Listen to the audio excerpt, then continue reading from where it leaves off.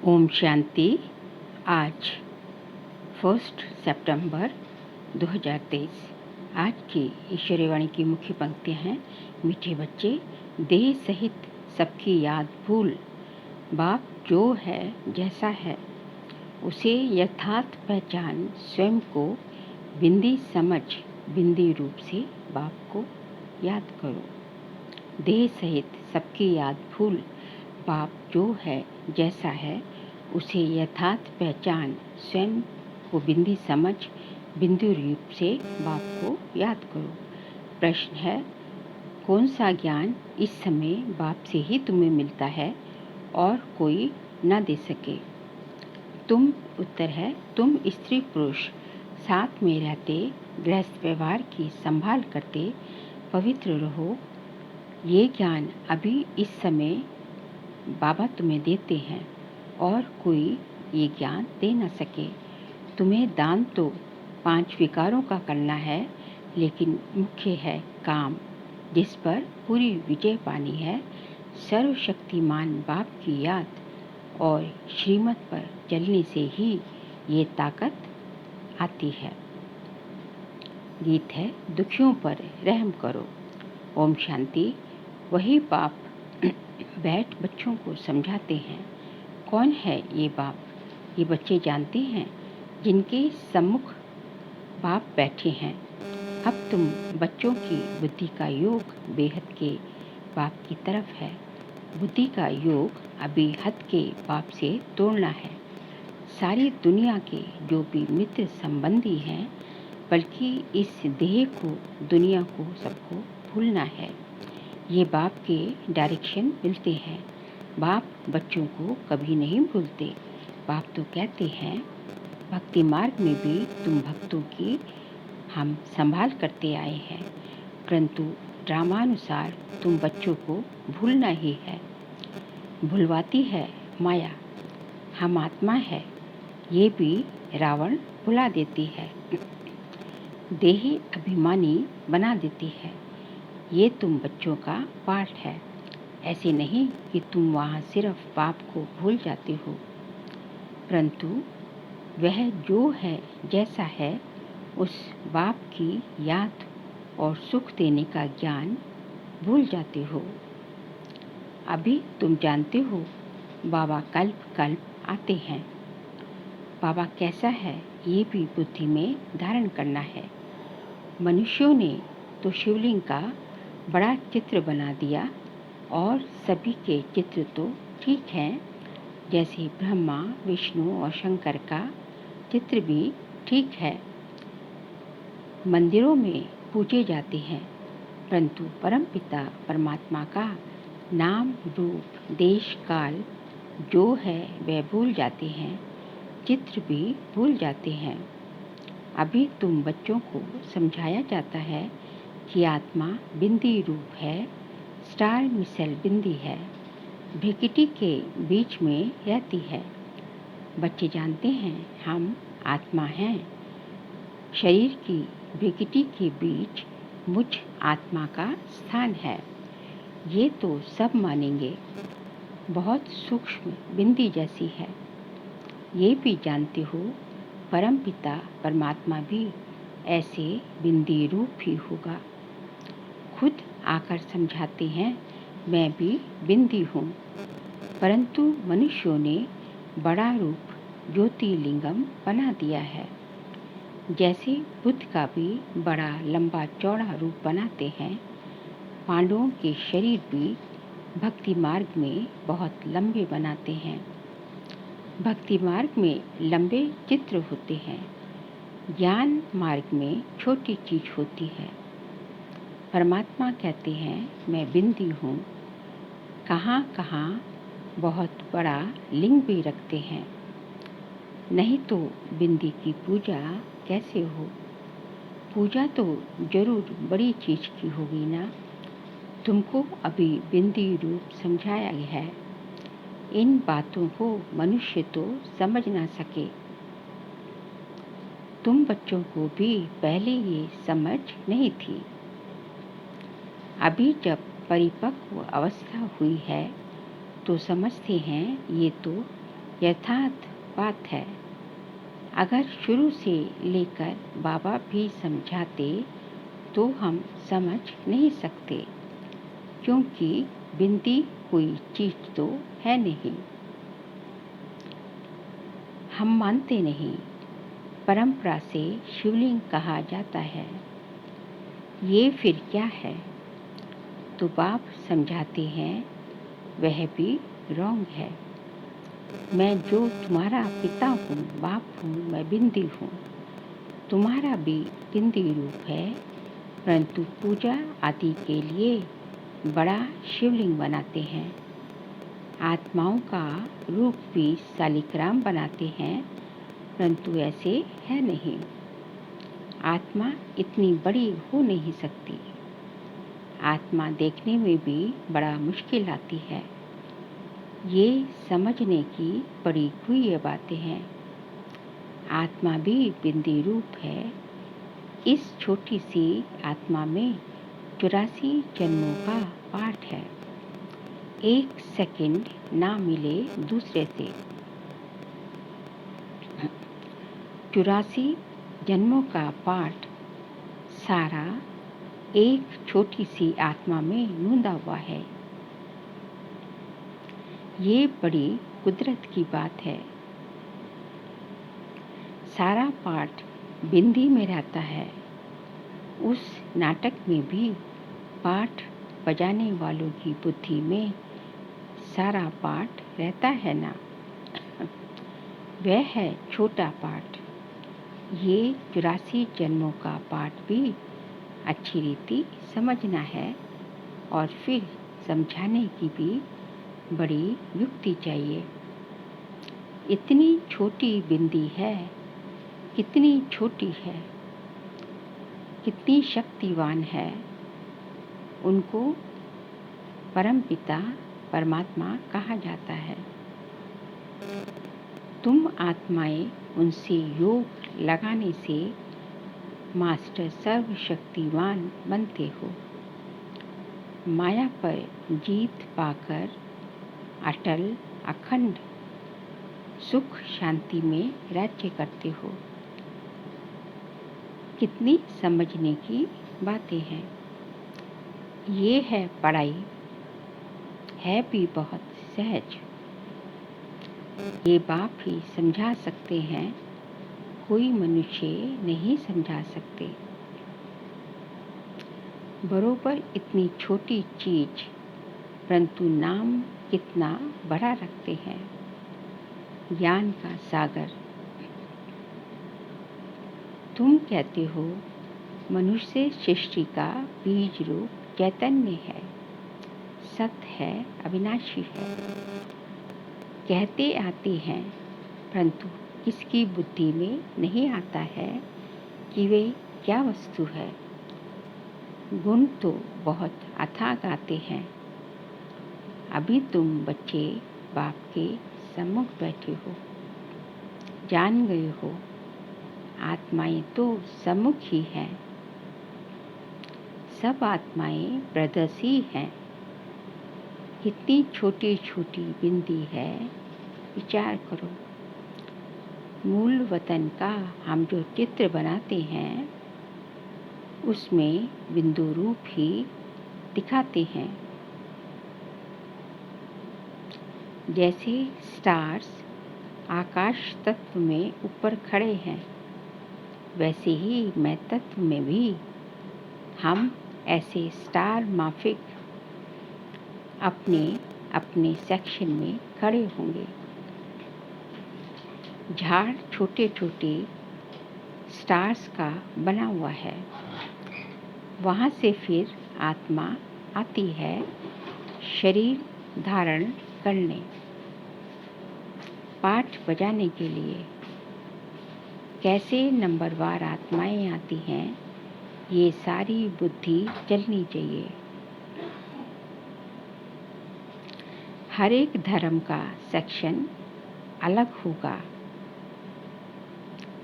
बाप दृष्टांत दे समझाते हैं, बनेन ट्री का भी मिसाल समझाते हैं। हिंदी बहुत जगह चलती है, तो बच्चों को हिंदी भाषा में समझाना पड़ेगा।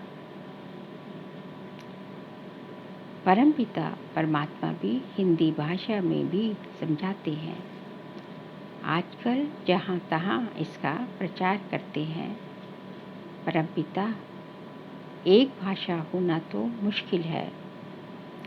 कई समझते हैं परमपिता परमात्मा तो सब भाषाएं जानते होंगे, परंतु ऐसे तो हो न सके। अथाह अनेकानेक भाषाएं हैं, वह तो सीखनी पड़ती हैं। परमपिता परमात्मा को तो कुछ सीखना नहीं है। उन्होंने कल्प पहले जिस भाषा में समझाया है उसमें ही समझाते हैं। बाकी भाषाएं तो हर एक को पढ़नी होती हैं। बाप को पढ़नी होती हैं क्या? तुम देखते हो शुरू से हिंदी चली है, सब हिंदी सीखते जाते हैं। भारत में हिंदी का प्रचार है, बाप भी हिंदी में समझाते हैं। फिर हर एक को अपनी भाषा में ट्रांसलेशन कर औरों को समझाना पड़े। बाप और बाप की रचना का परिचय सबको समझाना है। सभी का सद्गति दाता वे एक परमपिता परमात्मा शिव है। ये सब जानेंगे बरोबर परमात्मा आया हुआ है। बाबा कहते हैं मैं भारत में ही आता हूँ।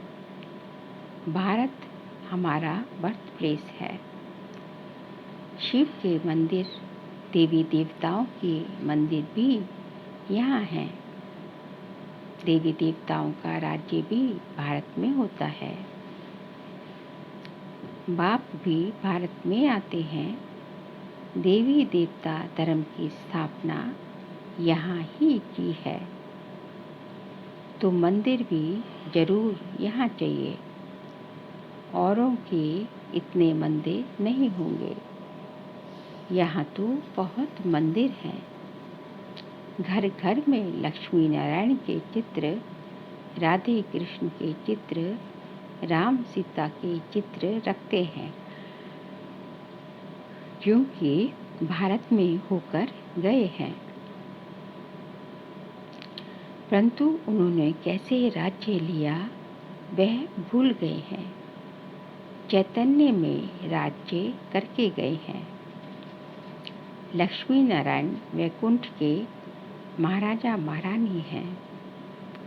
उनको राज्य कितना समय हुआ किए ये भी जानते हैं।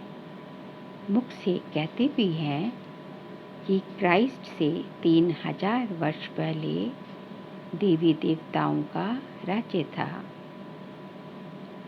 तो क्राइस्ट को 2000 वर्ष हुए ना, तो जो ऐसे कहते हैं उन्हें उसी बात पर समझाना चाहिए। कहते हैं क्राइस्ट से 3000 वर्ष पहले देवी देवताओं का राज्य था, अर्थात स्वर्ग था। ऐसे नहीं कि क्राइस्ट भी उस स्वर्ग में था। पूछेंगे क्रिश्चियन लोग तब कहाँ थे, यानी उनकी आत्माएं कहाँ थी। इस्लामी, बौद्धिक, क्रिश्चियन आदि की आत्माएं सब कहाँ थी, ये समझाना तो बड़ा सहज है। उस समय सब आत्माएं शांति धाम में थी। केवल देवी देवता धर्म की आत्माएं सतयुग त्रेता में नीचे होती है। वह सब निर्वाण धाम व निराकारी दुनिया में थी।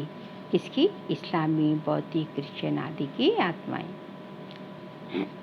निराकारी दुनिया भी है। दुनिया में जरूर बहुत रहने वाले होते हैं। सभी आत्माओं का निवास स्थान महतत्व रूपी निराकारी दुनिया में है। तुम बच्चों की बुद्धि में अभी ये है कि इस समय सब देवी देवताओं की आत्माएं हाजिर हैं। तब आप आते हैं, फिर से देवी देवता धर्म की स्थापना करते हैं। संगम पर परमपिता परमात्मा आते हैं और देवी देवता धर्म की स्थापना करते हैं। समझो कोई धर्म आता है, पहले तो बहुत छोटा होता है, छोटी छोटी शाखाएं निकल जब पूरी होती हैं, तब ये तुम्हारा फाउंडेशन भी पूरा होता है। बीज और झाड़ का राज समझाना तो बहुत सहज है। मनुष्य सृष्टि का झाड़ बहुत धर्मों का है। समझते भी हैं, फलाना धर्म था तो फलाना धर्म नहीं था। अभी छोटे छोटे धर्म निकलते हैं, आगे तो थे नहीं। छोटी छोटी शाखाएं तो अभी निकली हैं। ये तुम बच्चे जानते हो और कोई नहीं जानते।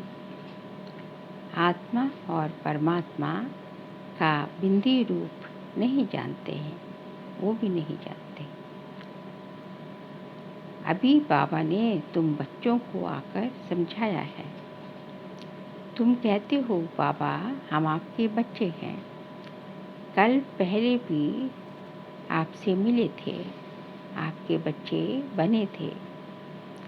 बच्चे बनते हैं बाप का वर्षा लेने।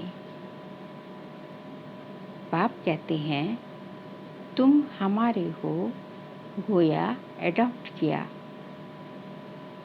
मुख वंशावली बने। तुम सब एडॉप्टेड हो। बाबा भी ब्रह्मा मुख से कहते हैं तुम आत्माएं हमारी हो। तुम आत्माएं भी कहती हो बाबा आपने जो ब्रह्मा तन में आकर अपना परिचय दिया है, हम आपके हैं। बाबा कहने से ही वर्षे की खुशबू आनी चाहिए। बच्चे ही कह सकते हैं। ये है प्रवृत्ति मार्ग। सन्यासियों के शिष्य बनते हैं, वह बाप बच्चे नहीं बनते। वर्षा बाप से जायदाद का मिलता है। वह तो कहेंगे हमने गुरु किया है। गुरु से तो जायदाद का वर्षा नहीं मिलता। वह तो जायदाद को छोड़ जंगल में चले जाते हैं। कौन? सन्यासी। वह जायदाद ले न सके, वह जायदाद दे न सके, क्योंकि जायदाद को तो उन्होंने छोड़ दिया, जंगल में चले गए। वह है ही निवृत्ति मार्ग वाले। बाप तो जायदाद देते हैं, उनसे कुछ नहीं मिलता। जंगल में जाएंगे तो सन्यासी कहलाएंगे। तुम भी सन्यासी कहलाते हो। वह है हठ योगी सन्यासी और तुम हो राजयोगी सन्यासी। सन्यासी अर्थात 5 विकारों का त्याग करने वाले। सो तो तुम त्याग करते हो और फिर पवित्र दुनिया में चले जाते हो। वह त्याग करते हैं परंतु पवित्र दुनिया में नहीं जाते, पतित दुनिया में ही रहते हैं। तो बाप समझाते हैं आत्मा कितनी छोटी है, इतनी छोटी वस्तु में कितनी ताकत है, अविनाशी भी है। वह बाप इस शरीर द्वारा समझाते हैं। तुम्हारी आत्मा समझती है। बाबा कहते हैं मैं आता ही तब हूँ जब कलयुग का अंत है। तमो प्रधान पतित हो जाते हैं। मुझे याद भी तब करेंगे जब संगम होगा, तब ही हम आएंगे, तब ही विनाश के चिन्ह भी देखने में आएंगे। सो तो बरोबर अभी देखते हो, अभी तुमको समझ मिली है, वह फिर औरों को देनी है। अभी कलयुग का अंत जरूर है। यादव, कौरव, पांडव भी है, महाभारत लड़ाई भी है। बरोबर उस समय राजयोग भी सीखते थे। पांडवों ने विजय पाई, यादव कौरव विनाश हुए। स्वर्ग में तो एक ही धर्म होता है, आदि सनातन देवी देवता धर्म। अनेक धर्म खलास हो जाते हैं। ये बाप बैठ समझाते हैं। बच्चे जानते हैं बाबा की इस राजयोग की शिक्षा से हम बरोबर 100 देवी देवता पद पाते हैं। तुम पुरुषार्थ करते हो, हम तो नर से नारायण ही बनेंगे, बाप का वारिस जरूर बनेंगे, तख्त नशीन बनेंगे। फिर जितना जो पुरुषार्थ करेंगे उतना पद पाएंगे।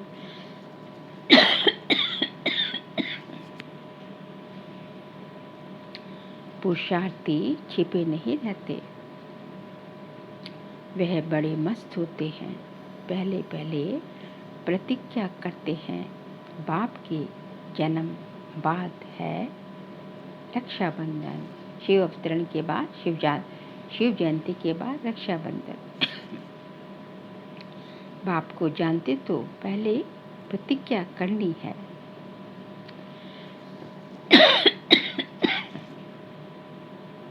बाप कहते हैं काम महाशत्रु है। दान तो 5 ही विकारों का करना है, परंतु पहले पहले मुख्य काम है इनसे बड़ा खबरदार रहना। भल स्त्री भी साथ हो, व्यस्त व्यवहार में रहते पवित्र रहने मेहनत का काम है। सर्वशक्तिमान बाप को याद करने और उनकी श्रीमत पर चलने से ताकत मिलती है। बाप का फरमान है, साथ में रहते इकट्ठे रहते पवित्र रहना है। आगे तो स्त्री पुरुष इकट्ठे रहने से आग लगती थी। बाप कहते हैं इकट्ठे रहो परंतु आग ना लगे। अच्छा मीठे मीठे सिखलते बच्चों प्रति माता पिता बाप दादा का याद प्यार और गुड मॉर्निंग। रूहानी बाप की रूहानी बच्चों को नमस्ते। हम रूहानी बच्चों की रूहानी बाप दादा को नमस्ते नमस्ते नमस्ते। सार के लिए पॉइंट्स हैं। दिल से बाप को याद कर जायदाद की खुशी में रहना है। पूरा पावन जरूर बनना है। विचार करना है आत्मा कितनी छोटी है और उसमें कितना अविनाशी पाठ गूंगा हुआ है। बिंदु बन बिंदु बाप की याद में रहना है। आज का बाबा का वरदान है, सो इच्छा और दृढ़ संकल्प से एक देकर पदम लेने वाले चतुर सुजान भव। सो इच्छा और दृढ़ संकल्प से एक देकर पदम लेने वाले चतुर सुजान भव। चतुर सुजान बच्चे मिट्टी से भरे हुए सूखे चावल देकर एक का पदम गुना भाग्य बना लेते हैं। सिर्फ चावल देते और रिटर्न में सर्व शक्तियाँ, सर्व खजाने 36 प्रकार से भी ज़्यादा वैरायटी ले लेते। परंतु कई बच्चे ये भी देने के समय सुदामा के मिसल बगल में छिपा कर रख लेते हैं। बाप खींच कर दे सकते हैं, लेकिन खींच कर लिया तो उसका रिटर्न इतना नहीं मिलेगा। इसलिए सो इच्छा और दृढ़ संकल्प से एक देकर पदम लेना यही चतुराई है। इस देने में ही कल्याण है। स्लोगन है, साक्षी बन न्यारे होकर, हर खेल को देखने वाले ही साक्षी दृष्टा हैं। साक्षी बन न्यारे होकर, हर खेल को देखने वाले ही साक्षी दृष्टा हैं। बाबा कहते हैं कि हमें जो है ये सारा सृष्टि चक्र का खेल, सृष्टि साकार जगत का खेल जो है साक्षी बनकर, न्यारा बनकर देखना है। बाबा भी तो ऊपर से देखता है ना, साक्षी बनकर देखता है। तो हमें भी जो है जो जैसा पाठ बजा रहा है उसका पाठ, हर एक का पाठ अलग अलग है, एक का नाम मिले दूसरे से। तो ये सब खेल जो है हमें साक्षी बनकर न्यारे होकर देखना है। इसी को कहा जाता है साक्षी दृष्टा। फिर एक नोट है, इस मास की सभी मुरलियाँ निराकार परमात्मा शिव ने ब्रह्मा मुख कमल से अपने ब्रह्मवत्सों अर्थात ब्रह्मा कुमार एवं ब्रह्मा कुमारियों के सम्मुख 18/1/1969 से पहले उच्चारण की थी। ये केवल ब्रह्मा कुमारी की अधिकृत टीचर बहनों द्वारा नियमित बीके विद्यार्थियों को सुनाने के लिए है। अच्छा, ओम शांति।